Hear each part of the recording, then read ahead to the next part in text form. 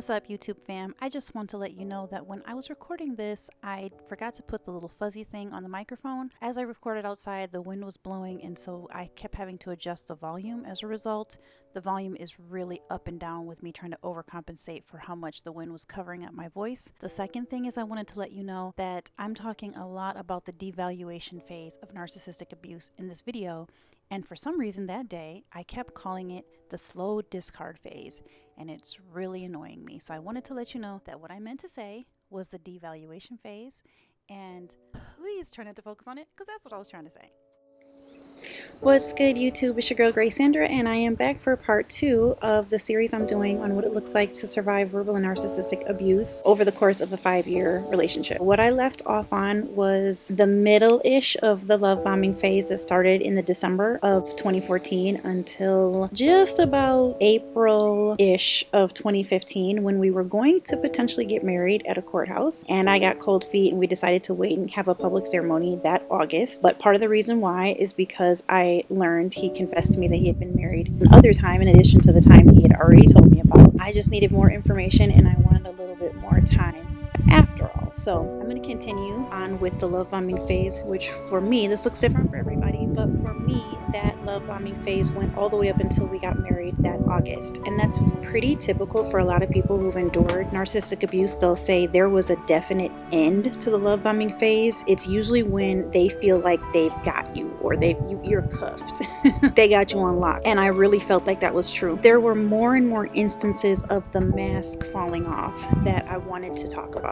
In April was when that happened, and I remember him telling me when I told him I'm not ready to do this at the courthouse. I just realized I felt terrified. I felt like it was too soon because, again, we had just met in mid-December and it was like April 24th or something like that. And I had already been married for almost 15 years, so it was just like, this is a huge decision to just jump into. I remember him being angry about my decision and me feeling like this is a big decision and all I'm wanting is for us to wait until August, which is, you know, May, June, July, August. It's like 4 months later. But here is the other element, and this plays an important part in our story. At that time, we lived in 2 different states and 2 different time zones. He was commuting back and forth to see me, and I was commuting back and forth to see him from Michigan to Illinois. He had a job in Indiana, which is the state in between. If you're not up on your American geography, you have to go through Indiana to get to Michigan and Illinois if you're driving, at least. We basically decided that he was going to come live with me in Michigan because my kids from my first marriage live here, and it just seemed like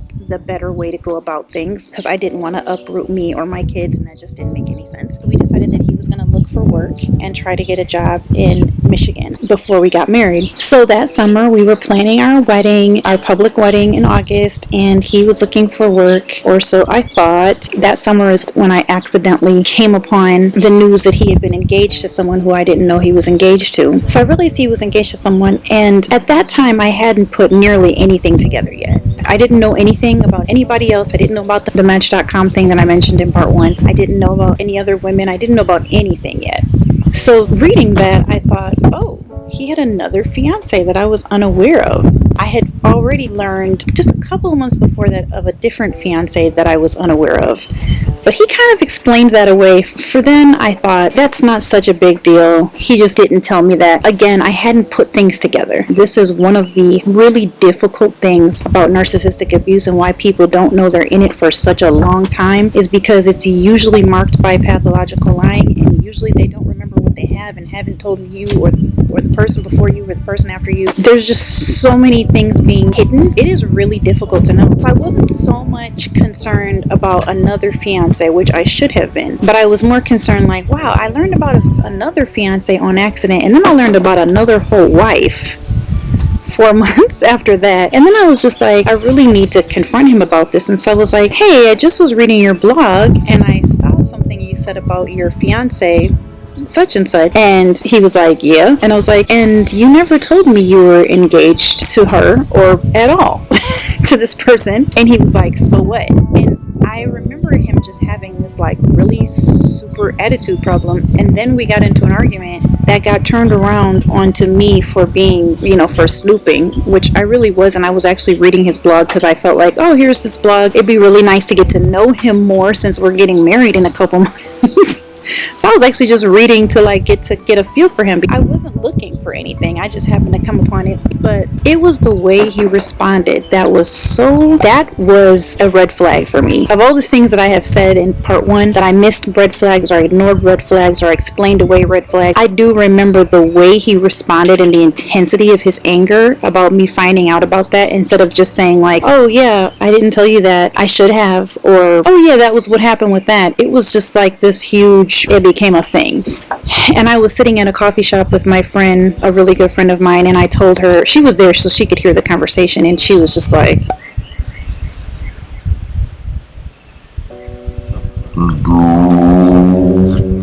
like, this is not good. Just before we got married, probably like a month before, I was getting really excited. I was really feeling like this is so exciting. I was finally to the point where I was like getting emotionally ready, and I was just, this is gonna be epic. I was just getting really excited. Yeah, I guess that's all I can say. I was like a happy bride. I felt so super in love with him. We were starting to go places together and travel together and meet. I was meeting more and more of his friends and more of his family, and everybody was loving me. I had a couple of bridal showers. I was feeling good. I was feeling really excited, and I wanted us to live together. Oh, we had also started to do marriage counseling, and they were like, you're not going to live together? And we were like, well, it's just going to be short term because he's going to get a job here in Michigan, so it's fine. I just kept telling everybody he's going to get a job here, it's fine. And everybody was like, okay, but it just seems like you should live together before you get married, or I'm sorry, that you should at least have a plan to live together once you're married. So I remember it was about a month before we got married. I was driving and we were talking on the phone, and I remember saying, hey, how's your job search going? You know, like, have you been looking? What kind of things are you applying for? Because he hadn't brought it up to me. He was like, automatically went into huge anger mode. His tone became very disrespectful and very belittling very quickly, and he was very angry at me for asking and insinuating that I was bothering him about it, and really made it about me and me being impatient. And I remember thinking, where did this come from? All I did was ask, are you looking for jobs, and what have you found so far? I've always assumed he would know the subtext of that was that I missed him, that I wanted to be around him more, that I couldn't wait for him to live with us. And he was getting more and more angry, and the more I tried to explain to him, baby, I'm really just asking, I really am just wondering like when you're gonna move in, because as soon as we get married, we're gonna start trying to have a baby. I just really want you to live with us. And I remember this is one of the first time he did something that's considered to be a verbally abusive behavior. This is the first time that I noticed something that is definitionally a verbally abusive behavior is when you tell someone what's going on in their head that you don't know or can't know without asking. So what he said when he was yelling is, he was like, you just want to fuck my career. You just want to fuck up my life and fuck up my career. And this was the first time he had ever said anything like that, or spoke to me in an angry way with swear words, like the whole thing. And I remember this because I was driving. I remember what expressway I was on, and I was just like, what is happening right now? And I was like, no, oh my god, no, I don't. I'm just curious. Like, I was just asking a question. I was just asking. And I started getting like really panicky because I was like, I want him to know, like, of course I don't want to F up his career or F up his life. Why would I want that? That doesn't benefit me or my future child in any way. And so I was trying to explain to him what I wanted, but it was too late. So, for example, for that not to be a verbally abusive behavior would have been if he had said, do you want to F up my career? Do you want to ruin my life? And if he was asking in a genuine way, like, is that what you want? And then I could have said, no, what I want is just to be by you more often because I miss you and I love you and I would like us to live together. It's an example of a verbally abusive behavior. It can be gaslighting. It can be. But by definition, it's when you lie to someone else about themselves. One of the key ways that this relationship was abusive for me was because he lied about a lot of things, but he also lied to me about myself a lot. And it produces a very, very, very high level of stress and cognitive dissonance. And then you start just trying to defend yourself. And if the person is manipulative enough and good enough at those kind of conversations, by the end of it, you feel bad because of what you did. And by the end of that conversation, I did feel bad for what I did, which was ask, hey babe, So have you been looking for jobs? That's what I did. By the end of it, I was like, I'm sorry. I'm so sorry. I didn't mean to. I wasn't trying to insinuate. And I was starting to go into that role, and I didn't notice. It happened faster. It happened lickety split, where I descended into a role of being under his shoe in conversations like that without even me noticing, y'all. Without even me noticing, I was apologizing for doing nothing wrong. Yet and still, we got through that. In part, we got through a lot of those conversations and a lot of those hard things because I would end it by apologizing. And I realized very quickly, if we get to a point in a conversation where I just decide to defer to his leadership or his opinion or his ideas and I just apologize, then it can be squashed. And it was like, for me, this is a function of being a codependent. For me, it was always most important to have the feeling of peace or to feel peace than to actually have forward movement on an issue or to even have myself be treated respectfully. It was more important as an unhealthy codependent to just feel peace, even if it was artificial peace, even if it wasn't actually peace, even if it meant I had to be proverbially under his shoe. So the next story that I think helps seal the deal of the phase between the slow phase between the end of the love bombing phase and the beginning of the slow discard phase was us getting married. You know, when you hear these stories taken by themselves, again, they don't seem all that significant, but when you add it all up, you realize in hindsight. So this story, you're going to be like, really, Grace? You might. But those of you who've been there, you might understand there is just this slow level of things where you start to understand when you look back, this has been happening the entire time. So basically a couple months before we got married, we decided to stop having sex and to wait until we got married to have sex because we felt like, yeah, let's try to do it the right way. So we were abstinent for those 2 months before. It was hard on me because let me tell you, I was at the age where I was in my sexual peak and I was not wanting to not be having sex. Keep it all the way real. So those 2 months was like, this is like some sort of like slow torture, especially after us being together the whole time. So I was ready on our wedding night to get busy, okay? Before even the wedding night, when we were at our wedding, there was a few things that happened on our wedding that tipped me off to the slow discard phase happening. One is when we saw each other for the first time, it was just kind of awkward because we got married on a beach and we didn't have any bridesmaids or maids of honor or anything like that. It was just a smaller beach wedding, like 20 people or less. So I drove myself with the kids and he was in the parking lot like dealing with the wedding coordinator. We caught eyes for a second when I drove by and he was walking and he just kind of like was like, hey, and he just didn't seem like happy or excited to see me or anything. I mean, I was in my full regalia. So then I tried to like not see him until we could have a moment where I was walking towards him just so we could produce some sort of first look moment. There was just no response. It was just like his face was completely blank and he was like, okay, so what's next? What do you want me to do? You want me to get my flowers on? We're gonna do the pictures? Like my family's waiting. And I was just like, okay, maybe I'm gonna get that moment later. You know, maybe I'm gonna get that moment during the ceremony. This is really hard for me because I don't remember. But I literally don't remember him saying anything like, you look really pretty, or you're a beautiful bride, or you look beautiful, babe, or anything. I have no memory of him saying anything, and I think it's because he didn't. And it just, not having the look or anything, it was just, it struck me as odd. And then we decided to write our own vows, and when we were reading our vows, it also struck me as odd because they weren't about me. They were about him. There were 2 or 3 lines that were about me, but the rest was about him. Part of the reason why that was also odd, both odd and disappointing, is because he's like an amazing poet and he writes amazing poetry and he has a literal book filled with love poetry. That's amazing. And I'm not just saying that. It's actually good ass love poetry. And so when I imagined the vows he would write for me, I thought that they would be like that. But they were about him and his ability to write. And there were a few lines that were about me that were really sweet and actually did make me tear up. But for the most part, I remember thinking, that's it? Like, that's what you wrote for me? For your vows? 3 pages and 3 lines were about me? I had a bad feeling about the vows. It was really interesting, even that day. And later, I found out...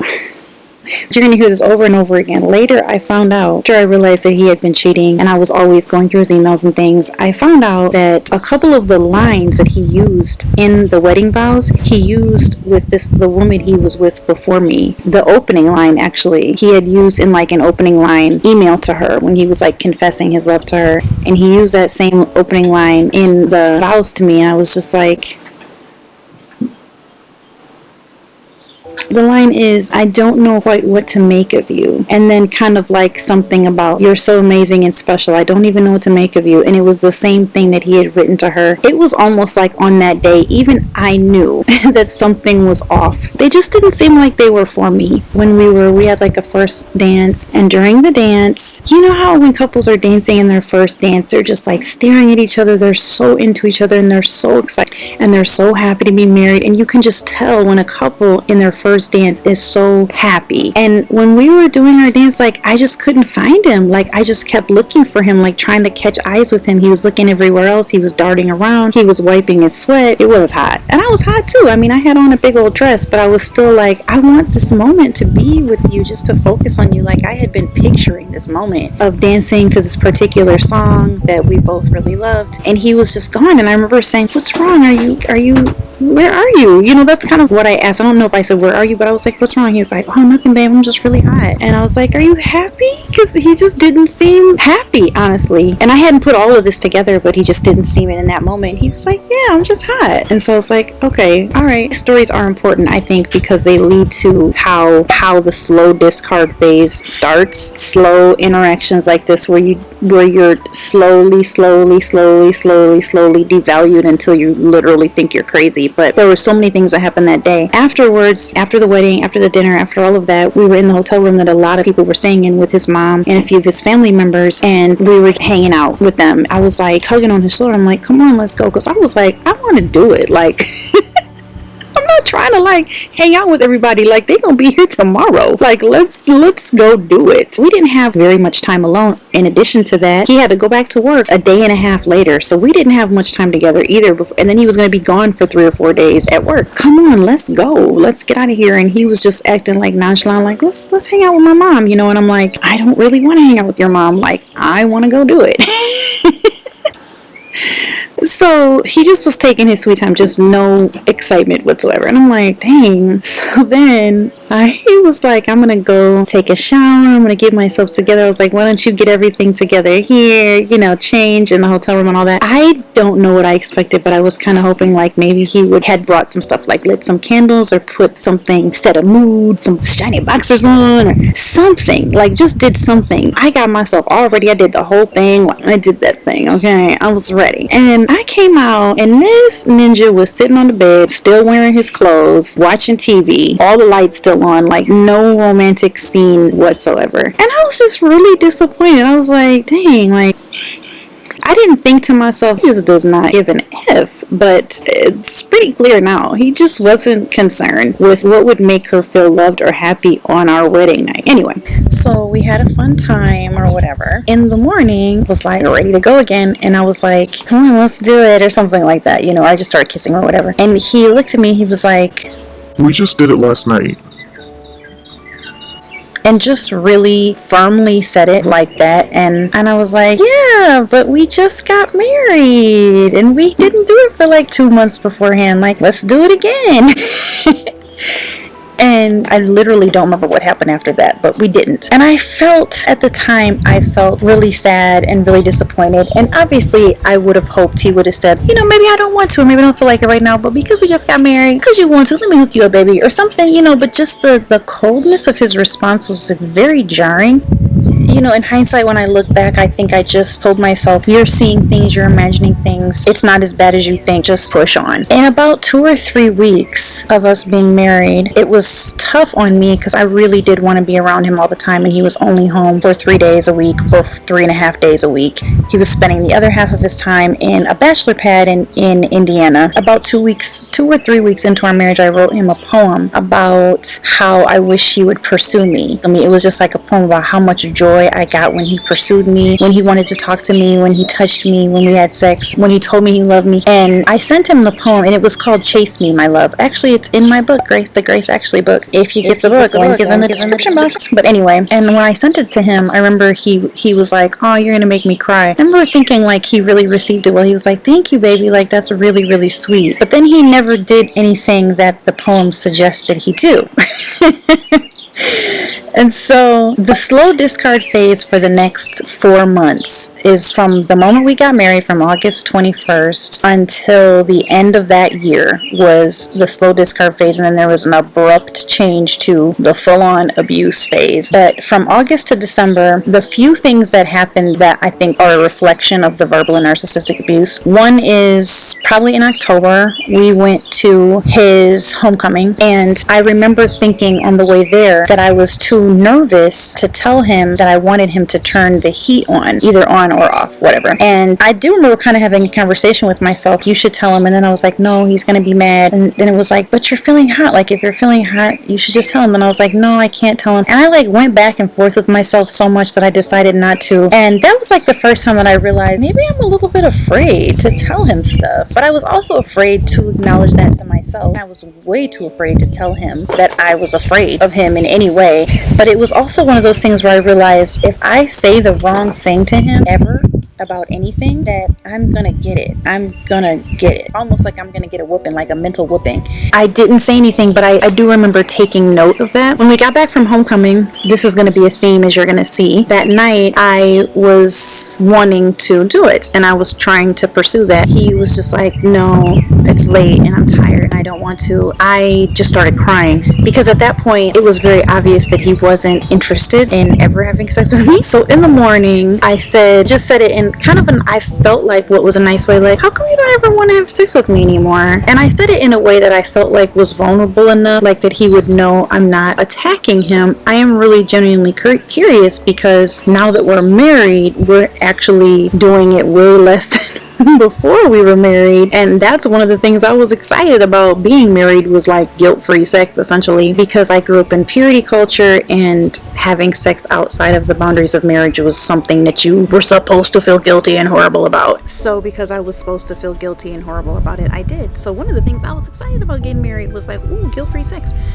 So I said it in what I thought was a nice way, like, how come you don't want to have sex with me anymore? And he was like, I told you this already. And he got like really mad, really angry right away. His whole face, his demeanor changed, and we had not had a conversation about it at all. And he was like, I am struggling through some things, and I won't say what they were, because that's more private than we need to be for this purposes. But he was like, I told you what I'm going through. And I was like, I didn't know that. And he was like, yes you did, yes you did, I told you already. And I was like, no, I promise I did not know that. He said, you know what I'm gonna do? You know what I'm gonna do for you? Every time you talk about it, that's the more that we're not gonna do it. The more you bring it up, the more we ain't gonna do it. And I was just like, oh my god, like, he is really going full on 6th grade right now, like, you know, like I wasn't thinking that thought though, and at the time I was just really surprised. I just was so jarred, because honestly, like, I had not dealt with anyone like him for such a long time. The person who I was with in my first marriage was so much more in touch with his feelings and emotions and emotional intelligence, that I was flabbergasted, because I didn't deal with anything like what I was going through with him in any relationship, not in any of my girlfriend relationships, not with any family members, not in any relationship. And so there wasn't any single relationship I had where conversations would devolve like this, and where it would be so obvious that the person is delivering unhealthy, toxic BS, but I didn't know what to do, because I was also to the point already at that point where I was pretty intimidated. And so I was like, are you blaming me for asking why you don't want to do it with anymore? And he was like, yes, because I told you already. And I was like, baby, I promise you didn't tell me. I didn't know that. I didn't know you were going through that. And he like got up and left the room. And I just remember starting to cry and feeling so frustrated and so hurt. So that was another part of the slow discard phase, was just like lack of interest sexually, but also not communicating about it, but also being really, really angry with me when I asked about it, but also gaslighting me and telling me he had told me why he didn't want to have sex when he hadn't. So there was just so many issues around that it was just becoming really painful. Not to mention the fact that we were actually still trying to have a baby. So it was kind of like, well, I'm ovulating, so you have to. This is not just me asking because I'm in the mood, like, you have to. So it just became really not great, if you can imagine. The other thing that happened during that phase was the surprise of him becoming more and more antagonistic online. He was starting to become better and better friends with a few guys online that were very misogynistic and anti-black. an anti-black woman in their rhetoric. Before we got together, even within a week or so of us getting together, I actually went to his Facebook and read through his entire feed back to when he started that Facebook account. It was like literally 3 or 4 years worth. It took me hours and hours. But part of the reason I did that is because I thought like maybe I could just get a sense of what's going on in his head. And I did notice a few troubling things that he had said about women. But they weren't terribly troubling. It was kind of like, I don't really agree with that, but it wasn't terribly troubling. But in about November of the year we got married, so we got married in August, so about November, he started posting a lot of troubling stuff about women and black people and black women. Let me just be clear, we are both black. Anyway, I started commenting, just kind of like, where is this coming from? And pushing back. And then I called one of my really good friends and said, hey, look at this thread on my husband's page and tell me, am I off, or is this really troubling? She went and looked at it and she commented, and then she came back and she was like, this is really troubling. And so I was like, yeah, I was thinking so too. So I just kept commenting, and we were like going back and forth, and then me and one of his friends were going back and forth, another one of his misogynist friends. I will never forget this because I was on a work trip and I was waiting out in the car for an appointment to start, and he called me and he was like, What the fuck are you doing? and I was like, what are you talking about? And he was like, why the fuck are you commenting on my Facebook post and disagreeing with me publicly? And I was like, I disagree. So I'm like stuttering and stammering because I could tell he was mad as hell, and I didn't think it was wrong to disagree with your husband in 2016. Well, actually that was 2015. But I was just like, I'm sorry, I won't do it anymore. I just thought, some other thoughts than you were thinking, but I can see your point. Like you made some good points too. So, I won't say anything more. And he was like, okay, good. And if you don't like my Facebook profile, you can get off of it. You don't have to look at it. And I do remember at that point, like pushing back a little bit, but we just got married. I'm your wife. Why shouldn't I be able to look at your Facebook profile and just disagree with you? And he was like, because you're my wife. If you don't like it, don't look at it. Again, that was another jarring conversation, and it was one of those things that was early enough on that if y'all can believe it, I still was like, no, it's okay, it'll be fine, I'm sure this is just a misunderstanding, he's probably having a bad day. I was still really explaining things away. So then Christmas rolls around. Christmas was like our year of knowing each other anniversary. I did end up getting pregnant, so I was very early on in my pregnancy in December, and on Christmas Day he just hadn't gotten me anything or wrote me a card or anything. And I gave him a letter because we didn't have a lot of money. I just lost my job. I got laid off from work literally a few days after I found out I was pregnant, so we did not have a lot of money then, and we were trying to figure out what we were gonna do, and got him a little gift and wrote a little card and wrote a little letter. So on Christmas morning I was like, do you have anything for me? And he was just, oh yeah, let me go get it. So he went to his room and like wrote me a letter, ripped out a page of his journal and wrote like a little 2 paragraphs and brought it back. And I mean, it was sweet. He's a really gifted writer, so he can write something really nice and really sweet that quickly.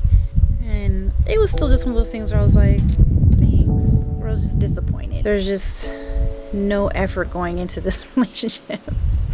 And it's so not what I thought already. By 4 months in, I was so sad about the sex thing. It wasn't just that we weren't having it was just that he just had no interest in me really hardly at all. On a friend level, on a sexual level, on even on a cuddle level. It was just, I was just there. So one thing I wanted to stop and point out here is that the energy was so different from when we were dating and engaged to actually the day of the marriage is really when I started experiencing this sort of slow devaluation process. And then I really felt it that morning, as I mentioned. So the energy was so different. It's not just that I was feeling something off. It was just like completely different. But anyway, I decided to wrap up here and start the actual abuse phase in part 3. Thanks for watching. Please don't forget to like, subscribe, comment, and share this with someone who might need it. Please be sure to like, subscribe, and comment.